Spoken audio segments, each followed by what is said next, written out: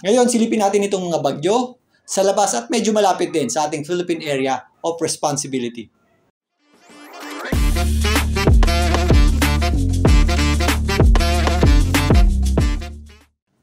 Welcome po muli sa Philippine Weather Trivia. Again, para po sa mga bago sa channel na to, ako nga po muli si Alvin Pura, isang meteorologist at ang inyong weather tito. So meron tayong mga bagyo sa labas at medyo malapit sa ating Philippine Area of Responsibility. Nandyan po ang bagyong Maria, ang subtropical depression Sontin, ito pong 96W Invest, at itong tropical depression na medyo malapit sa ating boundary line. Itong mga bagyong ito at low pressure area ay wala pong magiging direktang epekto sa anumang bahagi ng ating bansa. Pero baka magamit na naman sa fake news, kaya pag-usapan na din natin. Unahin na natin itong pinakamalayo, ang bagyong Maria. Kaninang umaga, ito pong bagyong may international name na Maria ay naglandfall nga dyan sa may eastern section ng Hilagang Japan. Ito po ay naglandfall as a tropical storm at inaasahan natin na patuloy pa itong humihina. Ito po yung bagyo na nanggaling pa dito sa ibabang bahagi ng Japan, medyo malapit sa ating Philippine Area of Responsibility. Ito nga po ay hindi nagkaroon ng direktang epekto sa ating bansa pero nagpalakas ng bahagya sa ating habagat or southwest monsoon. Wala na po itong magiging threat o wala po itong magiging threat sa anumang bahagi ng ating bansa. Sunod naman dyan ang subtropical depression Sontin. Yan po ay umabot sa subtropical storm category kaya nabigyan po yan ng international name na Sontin. Again, subtropical depression po ang tawag dahil nagsimula po yan dito sa mataas na bahagi ng ating mundo o yung tinatawag nga nating mid-latitude. Hindi po kagaya ng mga tropical depression or tropical cyclone na nanggagaling dito medyo malapit sa equator na nagmumula sa init ng ating karagatan. Usually, ang mga subtropical depression ay driven ng mga frontal system or yung salubungan ng mainit at malamig na hangin. Kakaiba rin po ang itsura niyan dahil yung mas malalakas na hangin yan ay medyo nasa itaas na bahagi ng subtropical depression. Either way, ito pong subtropical depression Sontin ay hindi po natin inaasahang pumasok sa loob ng ating Philippine Area of Responsibility. Inaasahan po natin ang unti-unting paghina pa niyan at posibleng tumungo dito sa eastern section ng hilagang bahagi ng Japan. Sa bandang ibaba naman ng Sontin, nandyan ang 96W Invest. Ito naman ay isang low pressure area dahil doon sa inflow ng ating hangin o yung ating southwest monsoon. Ang 96W Invest ay malayo din sa ating Philippine Area of Responsibility at maaaring sumunod lamang dito po sa subtropical depression Sontin.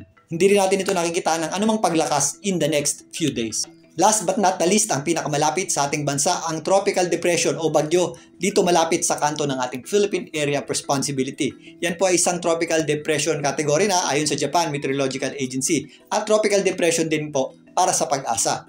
Ayon sa Pag-asa, ito po ay may lakas na hangin na umabot sa 45 km per hour malapit sa kanyang gitna at kung minsan may mga pagbugsong umabot sa 55 km per hour. Ito po ay huling namata ng Pag-asa sa layong 1,520 northeast ng extreme northern Luzon. Yan po ay nandito, malapit sa kanto ng ating Philippine Area of Responsibility, nasa labas na bahagi po nito.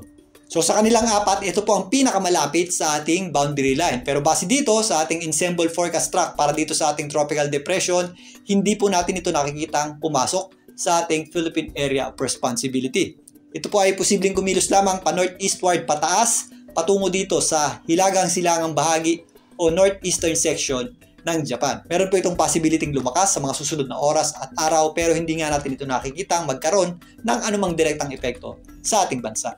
So again, ito pong mga bagyo at low pressure area sa labas ng ating Philippine Area of Responsibility, sa itaas na bahagi nito ay wala pong magiging direktang epekto sa anumang bahagi ng ating bansa. Pero ito pong general area na ito ay relatively nga mababa ang pressure. Kaya although medyo mahina, hindi pa rin po nawawala ang epekto ng habagat or southwest monsoon sa ating bansa. Dahil yung daloy nga ng ating hangin ay papunta dito sa mga low pressure system na ito. Relatively maliwalas po ang panahon natin sa malaking bahagi ng ating bansa, sumisilip at nagpapakita po ang ating araw at malinsangan pa rin sa tanghali. Pero pag sumasapit ang hapon at gabi, nagiging maulap ang panahon natin at meron tayong breezy conditions dahil yan sa ating habagat or southwest monsoon, lalong-lalo na sa western section ng ating bansa. So again, mag-ingat pa rin po tayo, lalong-lalo na kapag nakakaranas tayo ng mga pagulan at mga thunderstorms dahil biglang buhos po yan ng malalakas na pagulan. Sa kasalukuyan, meron tayong mga flare-ups ng mga kaulapan at thunderstorms dito po sa ilang bahagi ng Ilocos Region, Zambales at Bataan. Kasama na po dyan ang western section ng Visayas, dito po sa may area ng Panay Islands, maging dito sa ilang bahagi ng Hilagang o Northern Palawan. Meron din mga posibleng thunderstorms sa ngayon dito po sa hilagang bahagi ng Mindanao at Zamboanga Peninsula dahil pa rin yan sa ating habagat or southwest monsoon.